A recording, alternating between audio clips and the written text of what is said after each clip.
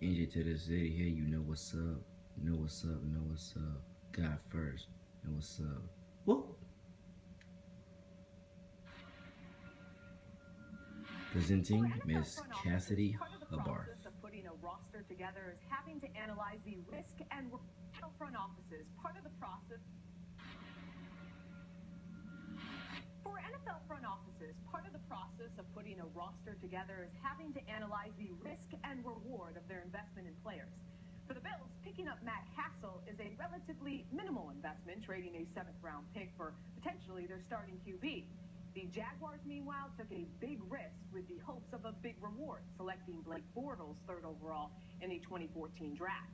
After a rough rookie season, Jacksonville's hoping they'll see some returns on their investment this year. It's always worth investing your time in Jaws' QB Countdown. Here's number 24 and number 23. Now here's my takes on this. Potentially their start.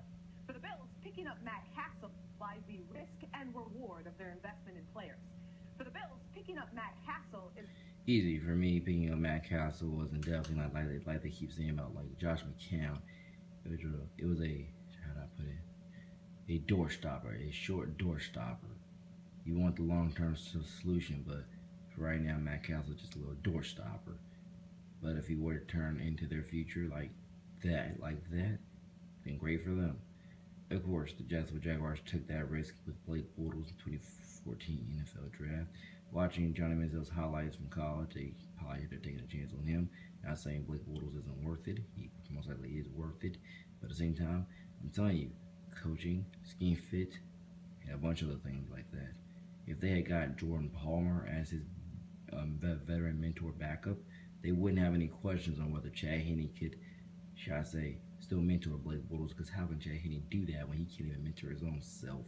Because when he was on, Chad Henne has gotten multiple opportunities to prove that it was the future. He was actually a legit version of the future for us, and he's pretty much failed at every extent of that. Believe me, they should have signed Jordan Palmer when they drafted Blake Bortles, and then we probably would have went to a winning record, and that's most likely why we didn't. Blake Bortles not knocking him. He most likely will continue to grow into the starting role. Well, I mean, the franchise QB role. He will continue to grow into that, but he has to get all those things I've just mentioned. I'm telling you, Jordan Palmer was on that team instead of Chad Henne as the veteran mentor backup. I would have already saw that in the rookie season. But let's see how his sophomore year goes. Matt Castle, once again, just a short little door stopper for now, but he may end up becoming the future. Let's see. But like I say, for me, I kind of would have taken Teddy Bridgewater with that 3rd overall pick, or even Johnny, my boy Johnny Football. I would have taken him. Again, people, it's just a scheme fit, coaching, all that other good stuff. But just know my top 3, Blake Bortles, he was my top 3. But definitely, I probably would have taken Teddy Bridgewater. Again, they say he was the most NFL ready anyway. Think about it. Only reason why we picked Blake Bortles was because of the college he went to and where he was from, which was he was already a Florida native, and he went to UCF, which was again in Orlando, Florida, which is just an hour or two away from Jacksonville. So again, that's another reason why they got him was because of his Florida native heritage. That's pretty much, I guess, I would say it. It's like saying we won't pick up, Tim Tebow, so let's pick up another guy that's at least locally here from Florida. For NFL front offices, part of the process of putting a roster together is having to analyze the risk and reward of their investment in players. For the Bills, picking up Matt Castle is a relatively minimal investment, trading a 7th-round pick for potentially their starting QB.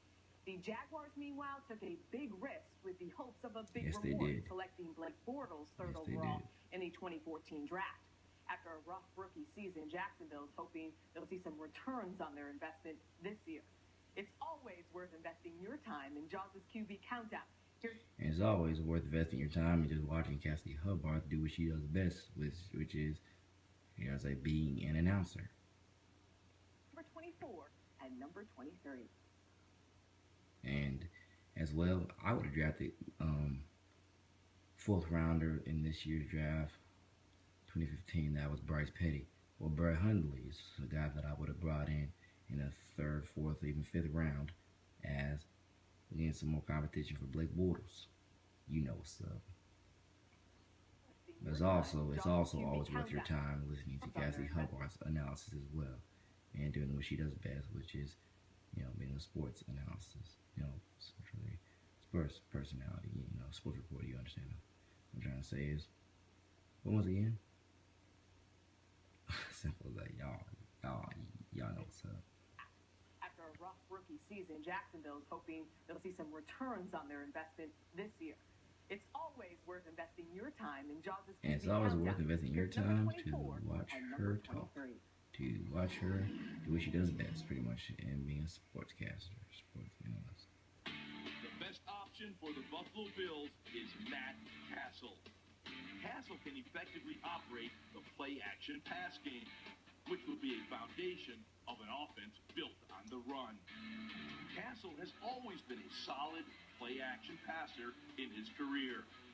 The keys in Buffalo this season will be the play-action passing game, the ability to execute shot plays when called, third down conversions. Castle has always shown strong pocket toughness, the willingness to stand and deliver. That's critical on third down. Castle needs scheme to help him, like on this play. You'll see a nice mesh concept on the complementary drag routes that produced a natural rub element. Moving the chains and executing in the red zone, that's what Castle will be asked to do, and I believe he can be successful.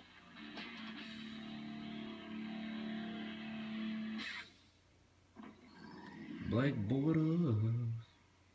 Get the Jaguars to some playoff portals. Is Blake Bortles.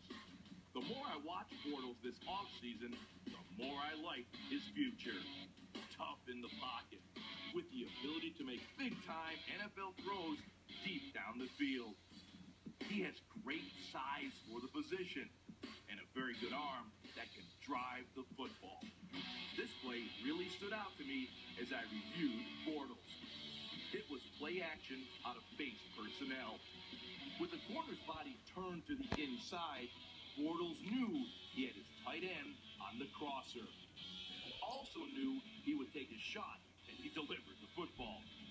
That kind of throw is what separates NFL quarterbacks. Hey, tech right over! Tech right over! Ram going for flash! Bortles led the biggest comeback in Jaguars history against the Giants. Gamma! Down! Down! Fires it down the right sideline for the end zone. Marquise Lee. Touchdown, Jacksonville! How do you like that? What a throw by Blake Bortles. Bortles will be higher than number 23 on my big board next season. Matt Castle and Blake Bortles ranked among the 5 quarterbacks with the shortest average pass distance last season. Not a great list to be on. Both. That's my boy Case Keenum. By the way, he was and still is the future for the Houston Texans, even though he's not on the Houston Texans right now. He is still the future there if they were to give him a better opportunity and chance to prove exactly that. He can be a great Houston Texan and make his mark on that franchise with getting them to the playoffs. Average passes traveled less than 7 yards downfield. Again, he's a Texas native. It's a Houston native, actually. Texas native and a Houston native. Just 22 for Bortles, the lowest among qualified players. How's that? Trey Wingo is up 22 for Bortles, the lowest among qualified players. Now, Trey Wingo is off, but he's got this message for you Steeler fans out there. Training camps are almost here, and NFL Live is going on the road to kick things off with a live broadcast from Steelers training camp. Let's go! We'll bring you interviews with the players and coaches, plus access to a live practice with one of the most explosive offenses in the NFL. Throws it back in the end zone, and it's caught back there. And that's a touchdown. Antonio Brown, an unbelievable play. So don't miss NFL Live from Steelers training camp on Monday, July 27th. Steelers quarterback Ben Roethlisberger may still be the team's highest paid player, but now there's a new number 2 guy. Steelers quarterback Ben Roethlisberger may still be the team's highest paid player, but now there's a new number 2 guy. Cam Hayward signed a 6-year, $59.25 million extension. The 26-year-old defensive end set a career high with 7.5 sacks last season, and Hayward has increased his sack total in each of the 4 seasons in his career and tied for the most sacks on the team last year. He started all 16 games for the first time in his career, and his average salary of nearly $10.5 million will be 10th among all defensive ends. And here now in the Verizon film room with 2 guys who know a little thing or two about defense. Little thing, when I think little thing, I mean a big, a whole lot, a whole lot. So let's talk about the Steelers defense, something you know a little bit about.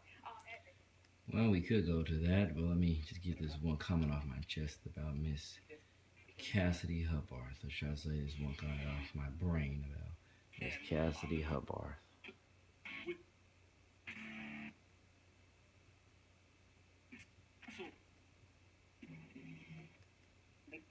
Third overall in the 2014. So what's this? Look at how God's gift beautiful she is. Took a big players. I'll say it again. Look at how God's gift beautiful she is. Simple as that. Working the dress, working the heels. Simple as that. All she does 24/7. Balls, shot calls, and trills. Right there. God's gift beautiful. Okay. Well, we can go now to the film room. So I got to fast forward this. We can go to the film room now.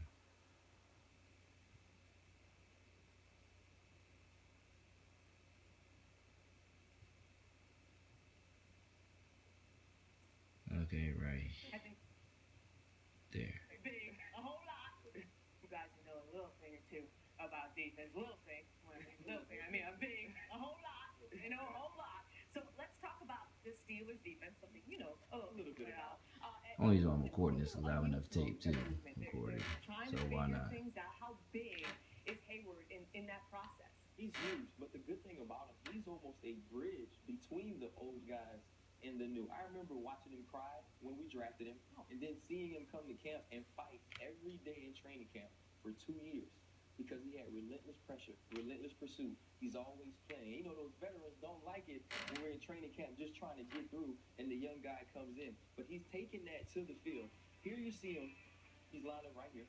We use the screen. We use the board because they want me to. Yes, that's cool. Cam's going right here. So cool, just like you, Cassidy Hubbarth. Straight to the bull rush. So the power is evident right here, but also the extension in his technique. Here's the part I like about it the most. When he falls to the ground, he could just give up. But he's scrambling, trying to find something to grab on Alex Smith in order to get him down. I love it here. Here you see the slant. He gets in the inside of the body of the offensive lineman. There's no way he's going to be able to get a guy to, he's going to be able to be blocked by this guy with having this position. Here he by the way, sorry for all the blurriness. Look like it's comparing to the camera. I guess if I had light on right now, it wouldn't be happening. So forgive me for that. And excuse that. It's like it continuously keeps trying to refocus, really. This is a big play. We're on the goal line. He presses, makes it, gets into the. I can see it in the camera. That's pretty much what he keeps trying to do. Refocus over and over and over again.